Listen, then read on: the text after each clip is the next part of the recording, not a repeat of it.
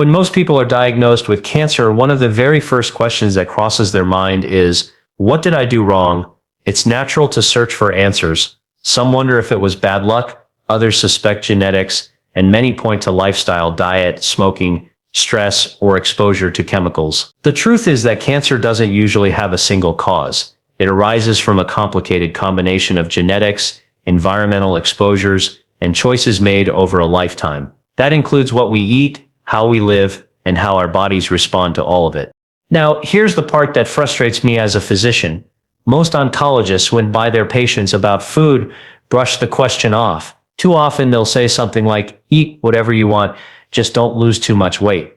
That advice is not only dismissive, it's flat out wrong. Food matters.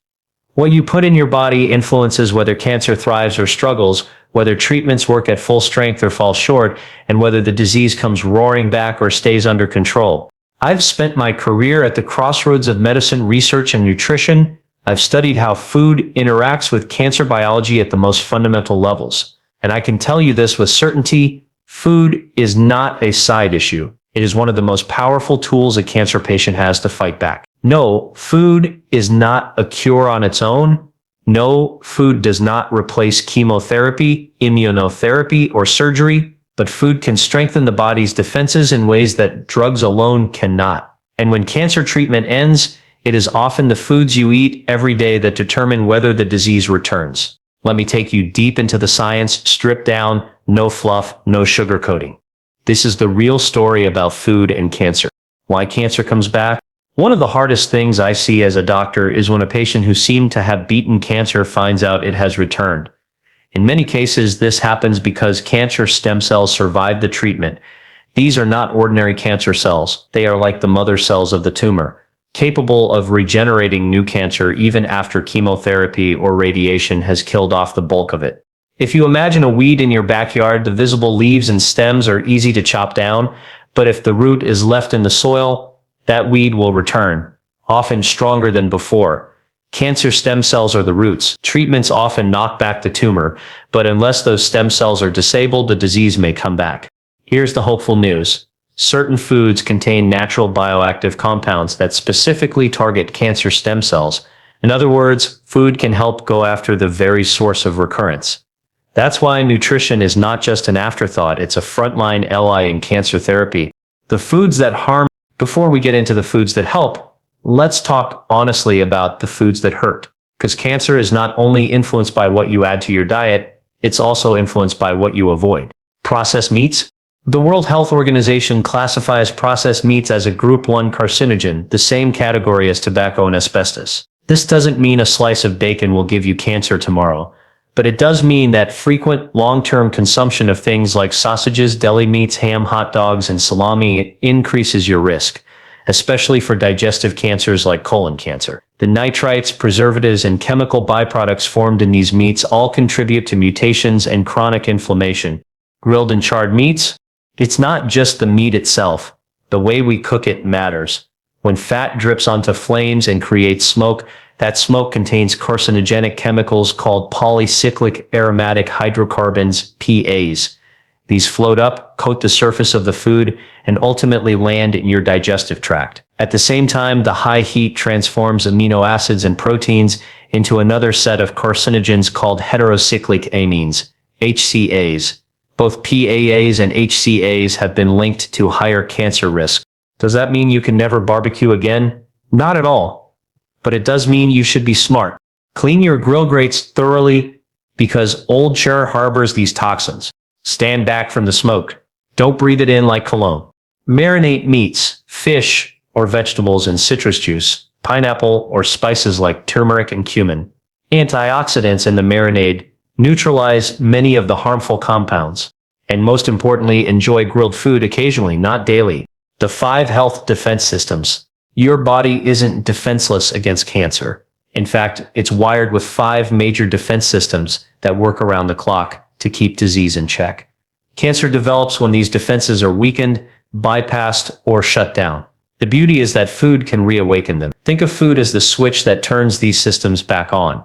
The 5 systems are angiogenesis, the control of blood vessel growth; regeneration, your stem cells that rebuild healthy tissues; The microbiome, trillions of bacteria in your gut that regulate inflammation and immunity. DNA protection, the system that repairs genetic damage before it becomes cancer. Immunity, the army of cells that identifies and destroys dangerous invaders including cancer. Let's walk through each defense and the foods that activate them. 1. Angiogenesis. Starving tumors. Tumors cannot grow beyond the size of a pinhead without hijacking blood vessels to feed themselves. Once a cancer recruits blood vessels, it can expand rapidly. In fact, research shows a tumor can grow 16,000 times in size in just 2 weeks once blood vessels touch it. But here's the good news, certain foods contain compounds that block this hijacking process. They act as anti-angiogenic agents, starving tumors of the blood supply they need. Soy, isoflavones in soybeans cut off cancer's blood supply. Tomatoes, especially when cooked, tomatoes release lycopene, a potent anti-angiogenic agent. Green tea and coffee, both are rich in polyphenols that suppress abnormal blood vessel growth. Omega-3 rich fish, salmon, sardines, mackerel, or supplements reduce inflammation and inhibit tumor angiogenesis. Berries and grapes, blueberries, raspberries, strawberries, blackberries, and red grapes all contain polyphenols that fight blood vessel growth in tumors. Cruciferous vegetables, broccoli, cauliflower, kale, and bok choy contain sulforaphane and other compounds that target angiogenesis. Each time you eat these foods, you tilt the balance in favor of your body, not the cancer. 2. Regeneration. Targeting cancer stem cells. Remember those cancer stem cells we talked about earlier? They are the seeds that allow cancer to return. The body also has healthy stem cells that rebuild tissues after surgery or chemo. But cancer stem cells are the dangerous cousins. Fortunately, nature gives us tools. Purple potatoes. The anthocyanins that make them purple directly kill colon cancer stem cells. Green tea. Catechins suppressed stem cells in multiple cancers. Coffee.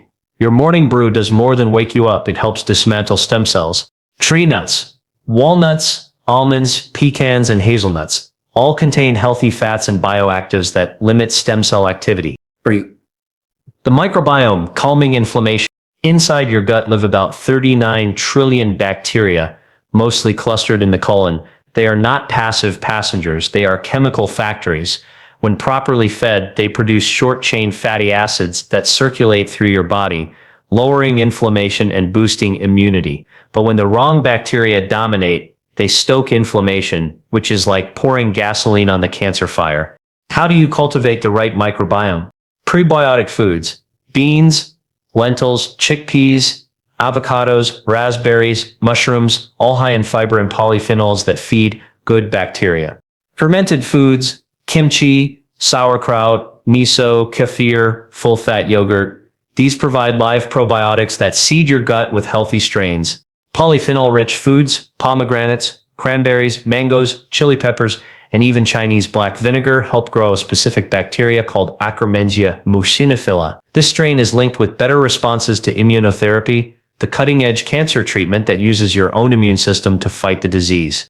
Patients can even test their gut microbiome with simple at-home kits, swabbing a stool sample and mailing it to a lab. Knowing whether you have protective bacteria like Akkermansia can guide your nutrition strategy during treatment. For DNA protection and repair. At its core, cancer is a disease of DNA. Mutations accumulate, cells go rogue, and tumors form. But your body is not helpless. It has built-in DNA repair systems that identify and correct errors before they spiral out of control. Certain foods activate and strengthen this repair machinery.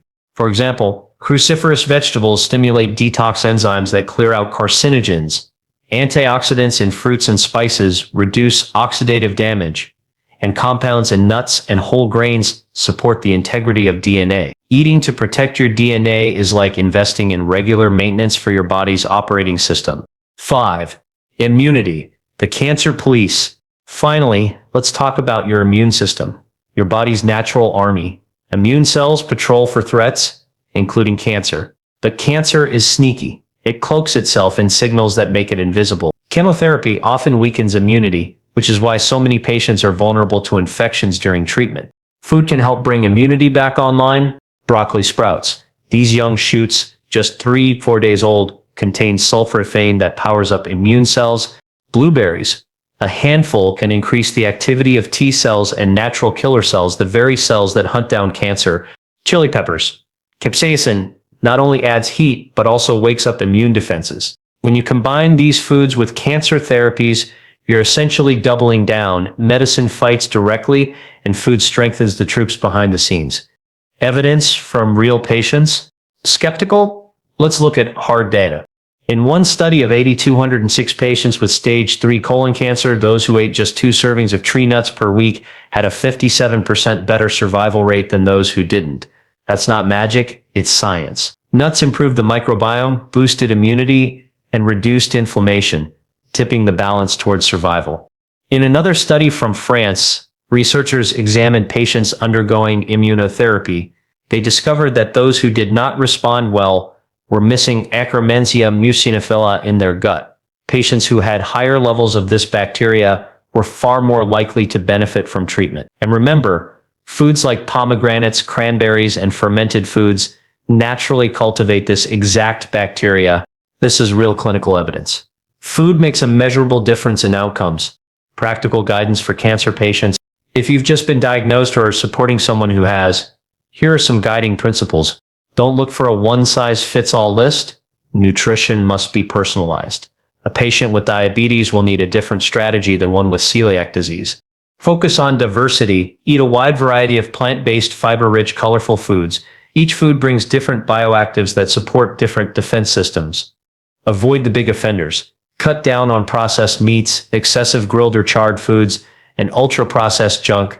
Think synergy, not substitution. Food is not a replacement for medical therapy, it's an ally. Imagine Iron Man's armor. The medicine is the arc reactor, but food is the suit that gives it full power. Be proactive. Don't wait for your doctor to bring this up. Many oncologists were never trained in nutrition. Some of the younger ones are paying more attention, but the system is changing slowly. If your oncologist can't guide you, seek out resources, courses, or registered dietitians familiar with cancer nutrition.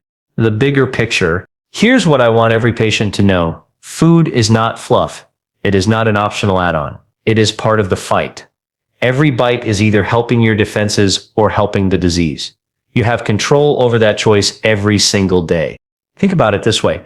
Your oncologist provides the weapons to directly attack the tumor. But when you go home, your food choices determine whether your body is strong enough to back up those weapons. That's healthcare. That's empowering. I've seen too many patients surrender nutrition because their doctor told them it doesn't matter. Let me tell you, nothing could be further from the truth. Food matters. Food activates your defenses. Food gives you leverage in the battle against cancer. So, if you or someone you love is facing this disease, don't ignore the plate in front of you. Use it, fill it with foods that choke off blood vessels, kill stem cells, calm inflammation, repair DNA, and fire up your immune system. Let medicine do its job, but give it the partner it deserves.